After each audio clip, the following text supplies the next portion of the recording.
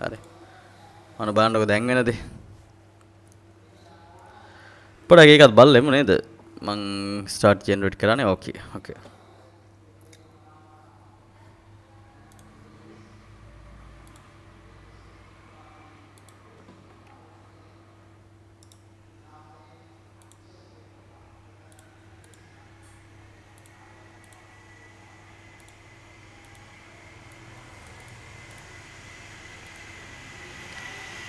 දැන් මොනවද එයා කරන්නේ? එයා මම හිතන්නේ මගේ මූණට ගැලපෙන විදිහට මම මේකේ තව එකක් තියෙනවා.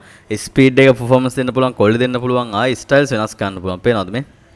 හරි ඉතින් මේ හැම දෙයකින්ම හරි ඔයාට එක එක විදිහට මේක වෙනස් ලෙවල් එකකට හරි ඔයාට කාඩ්නයිස් කරගන්න පවා පුළුවන් ඇද කියලා හිතනවා.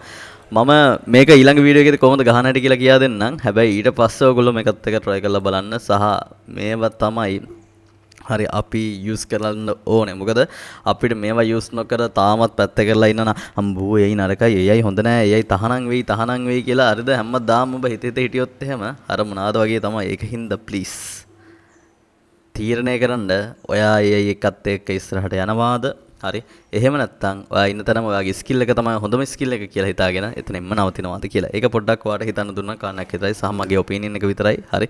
ඉතින් ගොඩක් කට්ටියගේ ඔපිනියන් එක වෙලා දිනවා මේ වෙද්දි. ඉතින් සමහරවිට එක්ස්පර්ට් කියන දේ මේ නැති වෙලා නැහැ. හැබැයි එක්ස්පර්ට් කියන දේ එන්න කම්පියුටරේ පැත්තට මාරු වෙනවා. අන්න මට එර එකක් ආවා. කොහොම හරි මම දැන්ට මේක නවත්තන්නම්. මේ එර එක ආපු හින්දාම නෙමේ සහ මං හිතන්නේ මගේ ටයිම් එක ඉවරයි. දැක්කද? හරි.